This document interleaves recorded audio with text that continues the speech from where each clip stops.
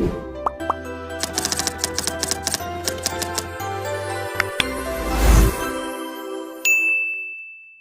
everyone! Welcome to Pinay Amazon VA. Dito, lahat ng tutorials ay free at super helpful. Kaya make sure to watch until the end para walang mamiss na tips and tricks. Let's get started! Today, we'll be sharing product sourcing skills. Ano-ano nga ba yung mga required versus not required skills when it comes to product sourcing? So, here are the basic skills you need when you want to apply as a product sourcer. Number one is the basic analytical thinking. Number two is basic Excel and Google Sheets. Kasi syempre, yung mga deals, ilalagay mo siya sa file. So, ipapakita mo doon yung mga Amazon link, supplier link, yung profit, yung ROI. Although, yung mga Google Sheets naman na to ay nakalink sa, for example, SAS ni client. Pero syempre, kailangan mo pa rin siyang ma-interpret basic para kay client. Kasi baka mamaya may tatanong si client, dapat masagot mo siya based doon sa data na nakalagay mo sa basic, doon sa Excel file mo or doon sa Google Sheets mo. Tapos yung pala sa basic analytical thinking, ang kailangan mong sagutin dyan is buy or skip yung deal. Bibilin mo ba or hindi? Which will be discussed later dito sa ating topic. Another is the attention to detail. This is the reason why most beginners fail. Kasi hindi nila nadidistinguish minsan yung pagkakaiba in variations, in sizes, and in color. For example, dyan yung mga beauty products. So, yung mga lipsticks. So, ang lipsticks kasi madami siyang shades. At meron din siyang mini at saka merong full size. So, i-discuss natin mamaya. So, the basic online research skills, kailangan mo din yan. Basic English communication. So, dahil si client ay foreigner, so syempre dapat pag nakipag-usap ka sa kanya, masasagot mo siya in his language, which is English. Kasi usually naman yung demand sa Amazon product researcher, mostly nagagaling sa Amazon US and sa Amazon UK, which is mga English-speaking naman yung mga tao doon. So, time management, kasi kailangan mong mag-deliver ng results, kailangan mong mag-deliver ng number of deals kay client. And last is the understanding of profit basics. So, syempre, may mga required dyan. Kailangan ng ROI and ng profit. So, kung kaya mong i-interpret yung data na yon, then you have a big chance of surviving as a product researcher. Ito naman yung mga not required skills. Advanced Excel, yung mga macros, tsaka VBA. Huwag niyo akong tanungin kasi hindi ko rin naman ginamit yan. 5 years na akong Amazon VA. I never encountered those formulas. Coding, programming, hindi yan kailangan ng isang product sourcer. Graphic design, syempre hindi rin. Paid tools at the start. Although, kung isa kang product sourcer, si client mo, meron siyang mga paid tools na hindi mo kailangan bayaran. Kasi syempre, gagamitin mo naman yung tools na yan para makahanap ng products na ibebenta niya sa kanyang Amazon store. Yung mga paid tools na yan, some of them are Kipa, SAS, and Buybat Pro. So, deep Amazon experience, perfect English or accent. Ito kasing perfect English saka accent na to, kailangan lang to talaga ng mga customer service. Kasi syempre, more on a voice job itong customer service and most of the time nakikipag-usap ka sa mga clients, sa mga foreign clients. So syempre, minsan talaga naka-experience na rin ako makipag-usap, iba talaga sobrang slang. So kailangan dapat talaga magaling ka mag-English pagkausap mo sila. And business degree or certifications. Sa lahat ng mga na-applyan ko na clients, they never asked me to show my college diploma. Although I have it, but they didn't ask for it. Ang importante sa kanila is, kaya mo ba yung trabaho? Kaya mo bang magbigay ng results? So, yun yung importante sa kanila. Minsan kasi 'pag naghahanap tayo ng mga job openings, especially sa, OLJ or the online job PH. So, dito ako nakakahanap ng mga clients. Mga basic skills lang naman din kasi yung required nila and meron silang mga nilalagay dun na other requirements as nice to have. So, siyempre kung meron ka nung mga nice to have na yon, there's a bigger chance na ma-apply ka dun sa mga walang nice to have. And others naman talaga kasi nag-hire sila ng zero to minimal experience. May mga gano'n talaga. Basta during the interview, you can prove to them na meron kang alam na basic or kung wala ka mang alam na basic, pwede mong sabihin na habang naghahanap ka ng trabaho, nanood ka ng mga tutorials and nag-practice ka kung paano mag-source based do sa mga natutunan mo sa mga tutorials. And you can assure them naman na kahit wala ka pang experience, you're willing to be trained at isa kang fast learner. So, yung mga ganon, ah, binibili yun ng mga, what you call this, binibili yun ng mga nag-hire. And syempre, sabihin nila, sige, okay, we can consider you at bibigyan ka namin ng trial period na say 3 weeks. So, after that, i-reassess ka ulit nila kung good fit ka ba or hindi. So, dapat within that given period or the chance na binigay sa'yo nung nag-interview, so dapat may pakita kang result, may improvement. So, hindi naman siyempre agad-agad hihingan ka nila ng 10 deals na bago ka kasi napaka-imposibleng makapag-produce ng 10 deals para sa isang bago. Realistically, pwede kang makapag-produce ng 3 'pag bago ka pa lang sa iyong 8-hour duty, which is naiintindihan naman ng mga clients. Basta for example, week 1 naka-3 ka, week 2 naka-5 ka, week 3 naka-7 ka. So, most probably, hindi ka nila tatanggalin. Basta may nakikita silang improvement at willingness na matuto on your side. So, today, pag-uusapan muna natin yung isa sa mga basic skills which is the basic analytical thinking. So, sagutin mo lang yung tanong na, is it worth buying? Okay? So, later we'll have a live practice. So, papakita ko lang muna kung paano natin gagawin yung practice natin mamaya. For example, you found this Lego product. The Lego Classic Creative Brick Box 10698. So, eto, hahanapan siya ng supplier. Para mahanapan mo siya ng supplier, i-highlight mo lang yung part nitong product title na to. Kasi pag highlight mo siya lahat, mahirap makahanap ng ganong supplier kasi malilito si Google. So, ang pinaka-importante niya is highlight mo yung brand name at saka yung model number, which is ganito.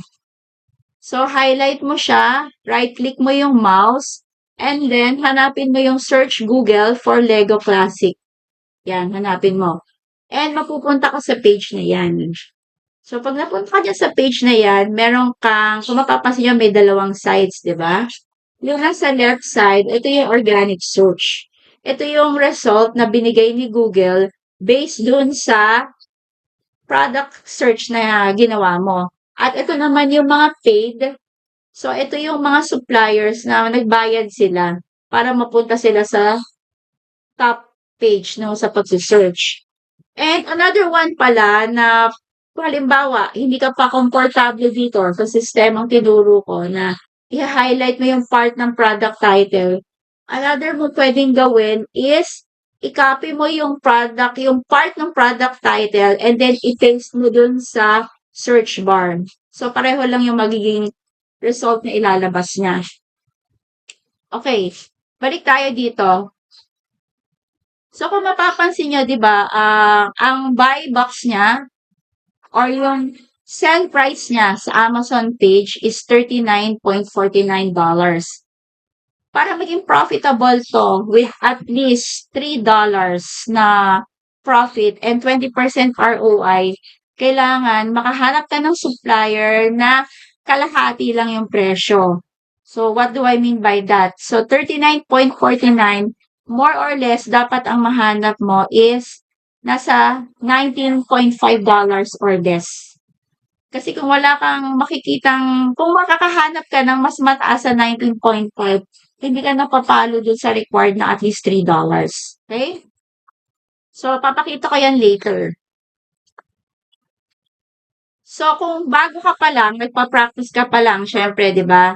Meron tayong free tools sa Google kung saan pwede kang mag-practice. Ito yung Amazon Seller Central Calculator. Ito, sinasuggest ko din to sa mga gustong mag-apply na pag-practicean yon. Tignan nyo kung, kasi yung may exam yan sa product sourcing bago ka, may mga nag-hire na kailangan mo munang ipasa yung exam prior to interview at may mga nag-hire din naman na diretso na interview. Pero syempre, nagde-demo din yung iba. Itong link nito, i-share ko dun sa description ng video. And then, kung gagamitin mo to, i-click mo yung continue as guest. Kasi, wala ka pang access sa Seller Central dahil wala ka pang client. Not unless magbabayad ka ng, kung kukuha ka ng plan, mag-a-apply ka sa Amazon UK or Amazon US. Pero, syempre, dahil nga bago pa lang, wala ka pang, kumbaga, wala ka pa namang kita, ba't ka kukuha agad ng gastos? So, dito ka na muna sa free. So, continue as guest. And mapupunta ka dito sa page na ito. So, click mo lang yung drop down. Kung gusto mong pag-practicean ay US dahil US yung pinaka-main market when it comes to sa American continent. So, US. And then, kung sa GB naman, sa Europe, ito yung GB. Ito yung UK, Amazon UK. So, ito yung i-click mo. Okay? Sa pag-source mo ng product, ito yung mga kailangan mong sagutin. Too many sellers ba? Same product or not? Papasok yung attention to detail. Looks cheap, pero may mga hidden cost. Papakita natin mamaya yan. And then, fast seller ba siya or slow seller? Kailangan mo ng basic judgment. At saka kung halimbawa, for example, madami kang nakita na deals, ipapasa mo ba lahat yun? So, syempre kasi, minsan, di ba, it's not the quantity but the quality. So, might as well, ipasa mo yung alam mong may chance na bilhin ni client or i-approve ni client. Doon papasok yung comparison skill. Papakita tayo ng sample. Okay. So, ito yung sinasabi ko kanina na free FBA Revenue Calculator. So, yung link nito is, kaya nga na nabanggit ko, ilalagay ko sa description para may access kayo. So, click nyo lang yan. And then, so, piliin nyo yung continue as guest. Ito ay Amazon US. So, okay na yan, default na siya sa Amazon US. I will be sharing 4 ASINs na pagpapracticean natin. Kung masasagot ba natin yung questions na binanggit kanina. Okay? So, this is the first example. Etong si Romand. So, si Romand, ang kanyang buy box or ang kanyang selling price is $15. So, sagutin muna natin yung tanong na is it worth buying? So, hanap ka muna ng possible supplier para dito. So, kagaya nabanggit ko kanina, highlight mo lang tong title hanggang dun sa variation na fig. And then, right-click and then search. So, ito yung mga suggestions niya, organic suggestions. Ngayon, when choosing the right supplier, meron akong na-share din na tutorial wherein paano mo malalaman kung ang isang supplier ba ay legit. Okay? So, ito, malalaman mo siya through Trustpilot. I-check mo siya through Trustpilot at saka sa mga review sites at saka sa mga forums. So, sinishare naman doon ng mga ibang sellers yung experience nila about this. For example, itong si Olive Young. So, try natin buksan si Olive Young. Okay. So, ang hinahanap natin is the fig, di ba? Okay. So, meron siyang, ayan, 38 colors. So, usually kasi, hindi porket fig yung naka-highlight mo is fig na yung lalabas. Dahil kagaya nga nito, madami siyang color variations, 38 colors. Okay? So, click mo lang yung drop down and hanapin mo si fig. Tingnan natin kung available ba siya.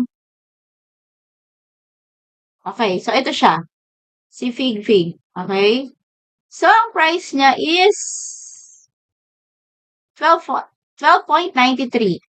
Okay? 12.93. So, punta ka dito sa revenue calculator and bago ka pala pumunta dyan, copy mo muna yung ASIN. So, ito yung ASIN niya. Ito, pwede mong makita dyan. Pwede mo ding makita dito sa pinaka-search bar. And pwede mo rin makita dito sa pinakababa. Parang wala. Tignan natin kung meron pa siya. Sa pinaka-details. Okay, so ito. Yung ASIN. So, ayan yung mga ways para makita mo yung ASIN. Diyan mo siya makita sa mga part na yan. Sa pinakataas, sa search bar, dito sa isa pang search bar, at doon sa pinakababa. Okay. So, copy natin. Then, paste.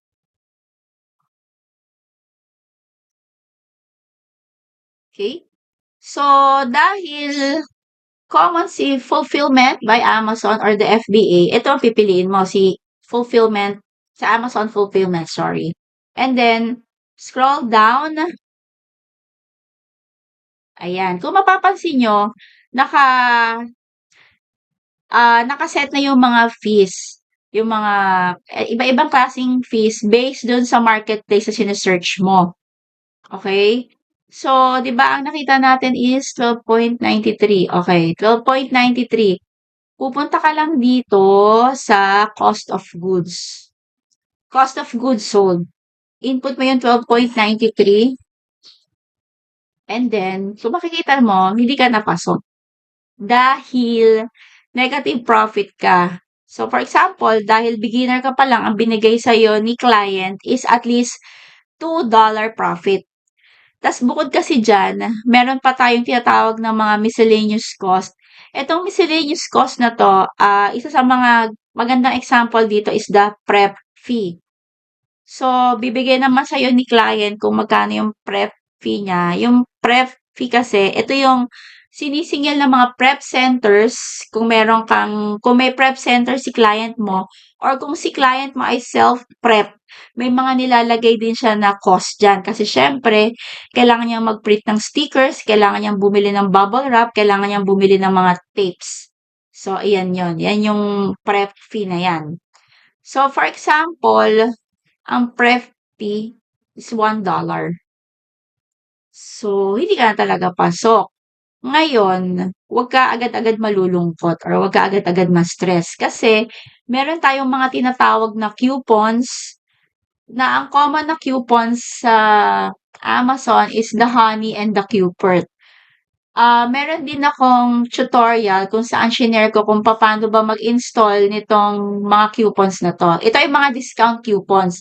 Kasi 'pag ito ay activated sa iyong browser, i-a-alert ka niya kung itong si supplier na 'to, si Olive Young, ay may active coupon na puwede mong gamitin. So, ito 'yon, si Honey at si Cupert, okay? And then, aside from that, meron ding mga store sale. Example, buy one, get one 50% off. So, dapat at least dalawa yung bibilin mo para ma-avail mo yon.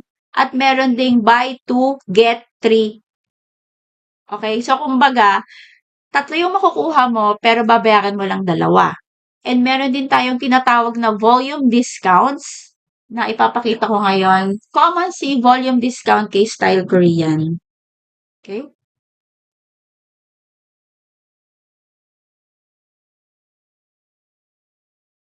Okay.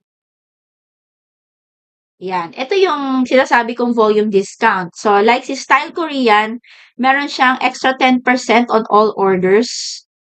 And then, meron din siyang second tier niya is the 15%. Ito ay for orders over 100. And kung malakas kang umorder, I mean, kung madami kang nakitang deals dito sa site na 'to at umabot siya ng at least 150, meron kang 25% discount. Okay? Yan yung mga possible solutions or possible ways para mapababa mo 'tong buy cost. For example, kung makukuha ba natin siya ng $8, hindi pa rin. Kung $6.5,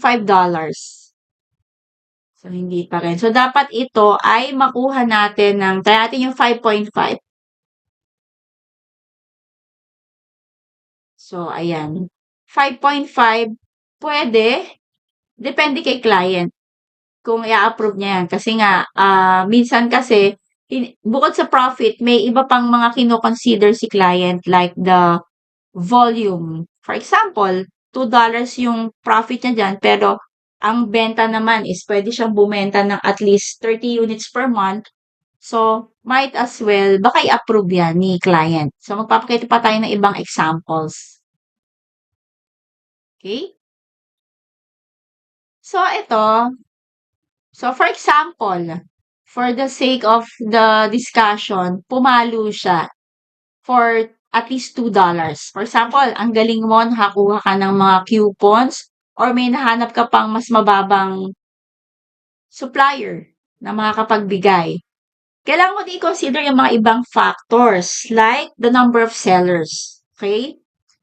So, ito, ang number of sellers is makikita mo dito. Dito sa pangatlong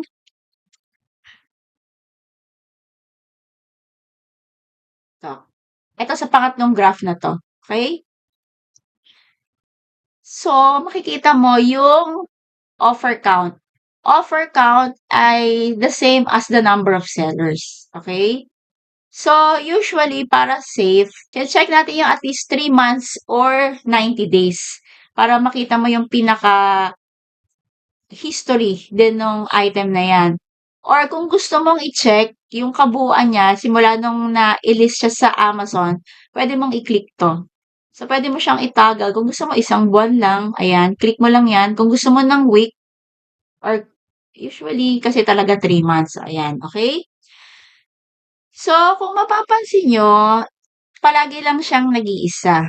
Nagdalawa minsan, pero bumalik din sa isa. So, yung isang dumagdag is si Amazon. Ayun na, kung makikita nyo itong focus kayo dun sa kulay violet na yon. So, si Amazon. Tapos, puro siya na lang ulit. Yung brand owner na lang ulit. 'Di ba? So, pagka ganito, I would say na iwasan nyo itong ganitong deal or ganitong ASIN. Most probably, ito ay IP or intellectual property. So, hindi siya nagpapa-join ng, tawag dito, ng ibang FBA seller. So, talagang hawak lang niya yung listing na yan. Para masabi mong safe sa IP, at least 3 FBA sellers yung hanapin mo. Okay? So, dahil dito, nakita mo na most probably IP siya. So, wag ka nang tumuloy sa mga ibang checks na kailangan nating gawin. So, pass ka na dyan, di ba? Proceed tayo sa next. Eto, si Jellycat. Si Jellycat na sikat sa UK. Kasi dun siya malapit nag-originate. So, itong si Jellycat na si Peanut Stuffed Toy 6 inches, check natin yung kanyang graph. Okay? So nga pala, bago pala tayo mag-source, please ensure na yung deliver to is nakaset sa tamang region. Ito kasi, ang Billings is one of the cities sa US. Bakit kailangan nakaset siya? Kasi kung bago ka pa lang nag-open ng ganito or nagpa-practice ka, dahil kung taga-Philippines ka, deliver to Philippines yan. Ngayon, para mabago mo yung settings, okay, click mo lang siya, and then enter a code. So, ito yung post code ni Billings, the 59101. Ngayon, dahil kumbaga, bago ka kunwari at hindi mo alam, ang kailangan mong gawin is mag-search ka sa Google ng Say, give examples of postcodes in the US. So, mamili ka na lang doon kung ano yung gusto mong gamitin. Or kung gusto mo, gamitin mo tong ginagamit ko na 59101. Wala namang problema. Ano yung importance kung bakit kailangan nakaset sa tamang postcode yung iyong Amazon interface bago ka mag-source? Kasi, ilan sa mga reasons ay kailangan accurate product sourcing for the FBA. So, yung stock availability. Siyempre, kung nag-source ka sa US, ang ipapakita niya ay yung mga stocks ng mga Amazon US sellers. Kasi doon ka magtitinda or doon magtitinda si client. Ngayon, kung si client mo ay magtitinda sa UK, so syempre dapat ang ilalagay mo dyan is UK postcode. And then, ang ililitaw or ipapakita ni Kipa ay mga sellers sa UK. Syempre. And then another one is the fees. So, iba-iba ang fees ng bawat ASIN sa bawat region. Okay? And the regional demand. Kasi syempre, may mga items na, for example, itong si peanut stuffed toy sa US, for example, ang demand niya is 1,000 units per month and sa UK, ang demand lang niya is 500. Kung hindi mo siya nasagot ng tama, syempre, hindi magiging tama yung forecasting mo. Dahil, ang tina-target mong market is US, pero ang chine-check mo is UK. And, yun lang. Yun ang isa sa mga dahilan kung bakit kailangan nakaset siya. Okay? So, balik tayo kay Peanut. So, for example, naka-encounter ka ng Kipa na dalawa lang yan. Kasi usually, dalawa lang talaga yung nakaset niyan. Ngayon, kung gusto mong, etong dalawa kasi ito yung pinaka-basic, yung mga sales rank at saka yung rating. Ngayon, nag-introduce kasi si Kipa na pinapakita niya yung estimated monthly sales. Although, nandito naman siya sa baba. Makikita mo siya. Okay, di ba? 1,000 plus yung estimated monthly sales niya. Para mapakita mo yung third graph na nawala, click mo lang tong sub-ranks para lumitaw na siya. So, ayan. Mapupunta sa second chart and then naka-highlight siya in yellow. So, yun yung estimated sold, yung yellow. Ayan na, makikita mo naman dito. Monthly sold.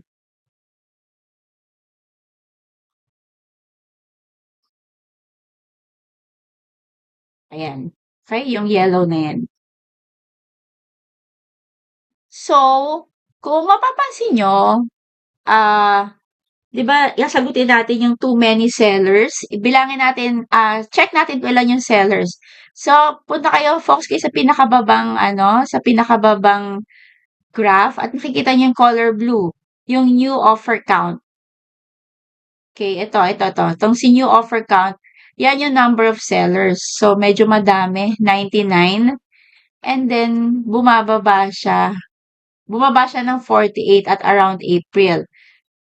Ngayon, di ba nabanggit ko kanina, at least 3 months yung kailangan nyo i-check para makuha nyo yung full picture. Pero kung halimbawa, gusto mong i-check yung seasonality niya, gawin mo ng year. Okay? So, sa year, makikita mo, syempre, most probably, mataas ang demand niya during the bear months. Okay?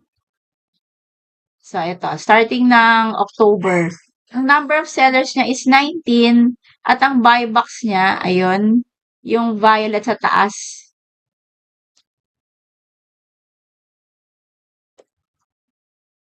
Ayan, di ba nakikita niyo yung buy box? Ito yung 49.99 and then magiging 50. So, makikita mo dyan yung relationship ng supply and demand. Okay? So, ibalik natin ulit sa 3 months para mas madaling i-check. So, kung mapapansin nyo, pag madaming sellers, bumababa yung buy box. Pero yung mga panahon na konti lang yung sellers, like here, 30, ang taas ng buy box niya, 48. So, ito yung isa mga factors na i-consider nyo pag mag-a-analyze kayo ng deal. And then, another one is Yung question kanina na looks cheap but may mga hidden prices. This applies to the free delivery option. Kasi may mga suppliers na nagre-require sila ng minimum amount para ma-free delivery. So, when checking for suppliers, dapat i-consider nyo rin yon. I-share ko lang itong si Jellycat. Ang maximum checkout na pwede mong gawin sa kanya, kung o-order ka sa mismong Jellycat website, max mo is 2 units. So, depende sa price. Ang alam ko, medyo matagal na rin kasi ako hindi nagsusource. Ang alam ko, ang minimum free delivery niya is $50. So, kung yung mabibili mong 2 piraso is $50, maganda kasi pasok sa free delivery. Ngayon, kung hindi siya pasok, pwede ka pang humanap ng ibang items within that supplier para ma-avail mo yung free delivery. Kasi syempre, kung magbabayad ka ng delivery fee, bawasan yung profit ni client at madagdagan yung buy cost ng product na yon. Another one is kung fast seller ba siya or slow seller. May mga ways para ma-determine mo yon. So, yung sa Kipa, yung bagsak ng mga green na yan, ito. Yung sales rank na yan, kung makikita nyo, yung green sa pinakataas. Ito yung sales rank na to. Sa pinakamataas, sa pinakataas na graph. So, 11,129 and then 11,000, 10,008. So, masabi ko na ito ay fast seller kasi mas mababa yung sales rank, mas mabili yung item na yun. And bukod pa nga dyan, di ba, pinakita dito sa second graph, ng estimated monthly sold niya is around 1,000. And dito rin, around 1,000. So, okay na yan. And then, check mo din yung reviews. Sa pinakababa yung reviews. Okay, so maganda yung reviews niya. 4.5 out of 5. Usually kasi, may mga clients na ang gusto ang review is at least 4 out of 5. Kasi, pag mas mataas yung review, mas safe yung asin mo na yun. Minsan kasi, pag mababa yung reviews, so most probably, madami siyang complaints. At yung mga madadaming complaints na listing na yan, sinasara ni Amazon. Ngayon, kung nakasali ka dun sa listing na mababa yung complaint, syempre, kung nagpadala ka ng stocks or bumili si client mo ng stocks, posibleng hindi mo siya mabenta kasi nag-close na yung listing na yon. Okay? Another one is to check for the mismong reviews, hindi lang doon sa rating. Ito kasi rating, and then ito yung reviews. Before, makikita mo na agad dito yung filter by reviews. Filter by recent date. So, dahil nga nag-upgrade si Amazon, hindi mo na siya makita somewhere here. So, browse ka lang pababa. At may makikita ka to. Pag nakita mo tong see more reviews, click mo lang siya. And then, filter by. Filter by most recent. Ayan. Kasi pag, ayan, kung makikita mo, di ba? Pinaka-recent lang niya is April 28 of this year. So, at least one review, at least, di ba, one purchase na siya. Ayan. So, meron lang siyang isang negative one. Kasi, siguro, hindi napansin nung bumili na ano yung size nung ano. Kasi naka-indicate naman dyan kung ano yung size, di ba? Okay. Next is the third one, si Urban Decay. So, si Urban Decay is one of the makeup brands na mabibili sa Amazon. Okay. So, kung mapapansin nyo, si Urban Decay is straight one. At kung i-hover nyo din, yung sa kulay orange sa may gawing taas, yung new third party FBA, mapapansin mo, puro si Urban Decay lang. So, pag may nakita kang ganyan, skip mo na yan. Kasi, this is IP. So, it started last 2021, kung hindi ako nagkakamali. Check natin. So, before kasi, itong si Urban Decay, ayan, kung mapapansin nyo, at around, ano to?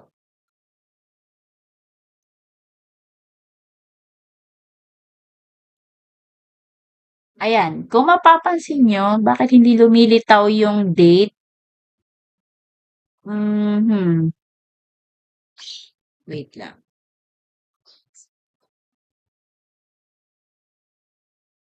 Bakit hindi lumilitaw ang date?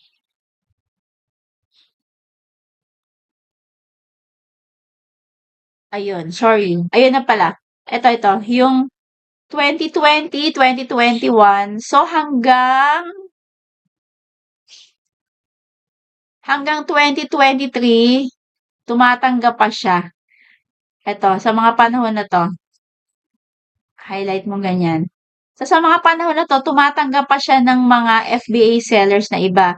Pero unti-unti, ayan na, bumaba na. Kasi nagsisimula na siyang maging IP. So, kung kumbaga, ang gusto ni Urban Decay, siya na lang yung ano, sole seller. Tsaka ito, maging alert tayo dito pag nagso-source ka, yung sudden drop na yan. From 18, biglang naging 3. So, pagka ganyan, dapat iwasan mo na yan kasi most probably nag-out of stock lang yung mga sellers pero kailangan mo din i-consider na tinag na siya as IP ni what do you call this ni manufacturer. For this case, it's Urban Decay. So, iwasan nyo na yan, okay? Last example natin is si Hanei Mori. Hanei Mori is an perfume. So, as you can see. So, try natin hanapan si Hanei Mori na supplier. Okay?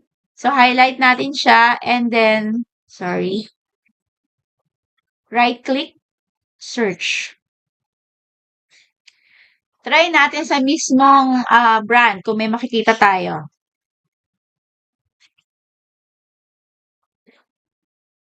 Okay. So, si Hanay Mori, EDT siya. So, try natin yung Yude. Yun muna. Tingnan natin kung may lalabas.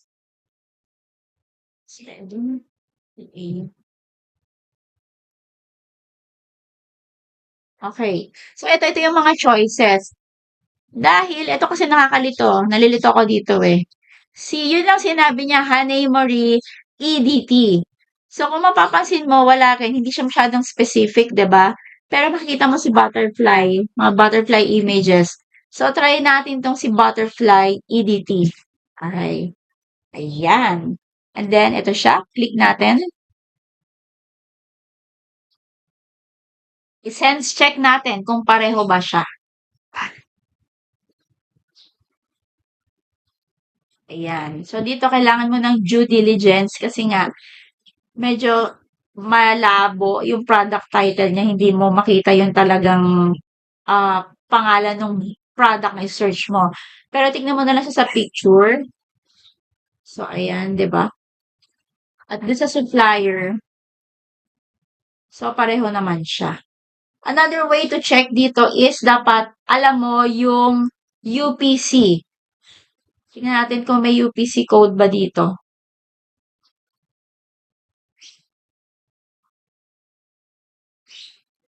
Wala. Okay, walang UPC. Ingredients. So, yun na yung pinaka last resort mo kung hindi mo pa rin siya ma-verify kung siya ba talaga ang tamang product. So, ito, ingredients or the composition. I-check mo to isa-isa versus dito kay Amazon. Tingnan natin yung ingredients kung nasan.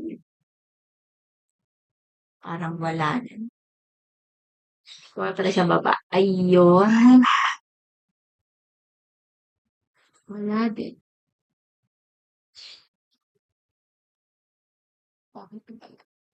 Okay. Let's try naman yung product description kung meron.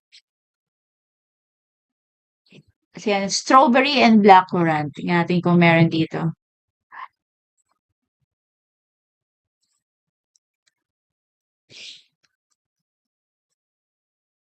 Strawberry.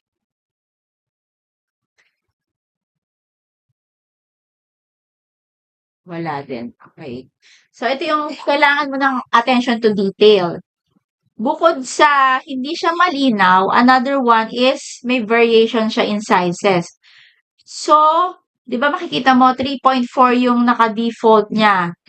So, yung 3.4, i-check mo dito sa Amazon page kung 3.4 din ba siya. Dito sa box. So, hindi. Wala. Okay? Ang nakalagay niya ay 1.7. So, ito ang kukunin mo. 85. 85 ang buy cost mo dito.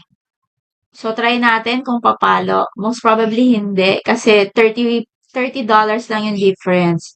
So, dito, skip ka na. Okay? So, with this, yung sa pinakahuling question na sasagutin mo, which one is better? Kasi pwede mo namang ipasa yan lahat. Pero kung ako si client, mas matutuwa ako kung ipapasa mo lang yung alam mong pwede niyang bilhin. Kasi syempre, iti-check pa niya yan eh. So, para hindi masayang yung oras niya, sa apat na to, ang kailangan mo lang ipasa, realistically, is ito, si Jellycat.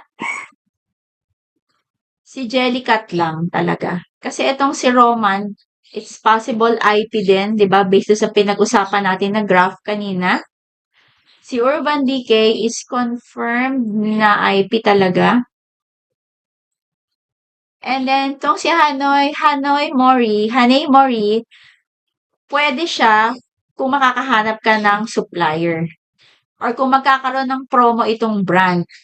For example, magkaroon siya ng 50% off. So, yung 85 magiging 42.5 which is palong-palo siya dun sa profit na required ni client. Okay? Nga pala, every time na may malabo or gustong i-clarify, i-comment mo lang sa baba or sa ating FB page. Ang link ay nasa description. Malay mo, iyan din ang tanong ng iba. So, let's help each other out.